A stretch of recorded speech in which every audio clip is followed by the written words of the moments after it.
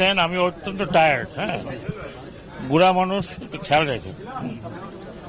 প্রথমত হচ্ছে আমি এইমাত্র পুলিশ হসপিটাল থেকে এসেছি। পুলিশের মোরাল অনেক ডাউন। চেষ্টা করছি যাতে পুলিশ ফিরে আসে। পুলিশ ফিরে না আসলে আপনারা দেখছেন যে কি হতে পারে।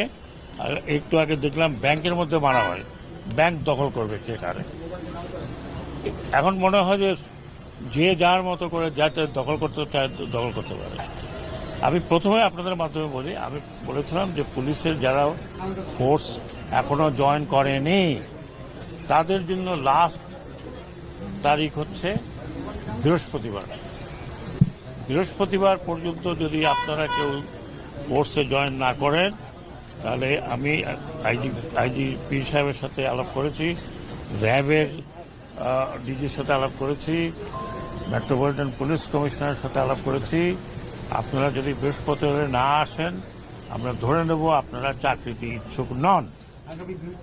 আগামী এই বৃহস্পতিবার, আগামীটা আবার কি, এই বৃহস্পতিবারের মধ্যে যে যার জায়গায় চলে যাবেন, ডিউটিতে থাকবেন। যা হয়ে গেছে সেটা হয়তো কারোর গায়ে কেউ হাত দেবেন না। বিচার করার আমরা প্রক্রিয়াটা করব, বিচার বিভাগ বিচার করবে। যারা দোষী হবেন, বড় দোষী ছোট দোষী যেই হোক, তাদের পানিশমেন্ট হবে। তাড়াওভাবে কাউকে দোষারোপ করা যাবে না। জনগণকে আমি এটুকু বলতে চাই, আপনারা পুলিশের গায়ে হাত উঠাবেন না। কারণ আপনারা এখন দেখছেন যে আপনারা নিজেরাই সাফার করছেন। আমি রাতে আমার কাছে টেলিফোন আসে, অমুক জায়গায় ডাকাতি হয়েছে। আমি বললাম যে আল্লাহ আল্লাহ করো, আর কিছু করার নেই। কি করার আছে? যে ডাকাতি হয় সেখানে যদি পুলিশ না থাকে কি করবে? তো আপনারা দয়া করে, আমি এইমাত্র পুলিশদের যারা ইনজিওর্ড ছিল তাদেরকে দেখে আসছি। যতদূর আমাদের করার সম্ভব আমরা করব, কিন্তু বৃহস্পতিবারের মধ্যে আপনারা জয়েন করেন। এটা আমার নাম্বার 1 প্রায়োরিটি। 2 নম্বর প্রায়োরিটি, একটু আগে দেখলাম যে রাস্তা বন্ধ করে দিয়েছেন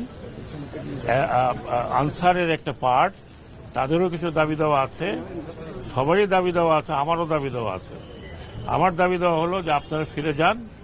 আমি আপনাদেরকে কথা দিচ্ছি, আমি স্বরাষ্ট্র উপদেষ্টা হিসাবে এটা আমার দায়িত্ব আপনাদের কাছে আসা, আপনাদের কথা শোনা এবং যতদূর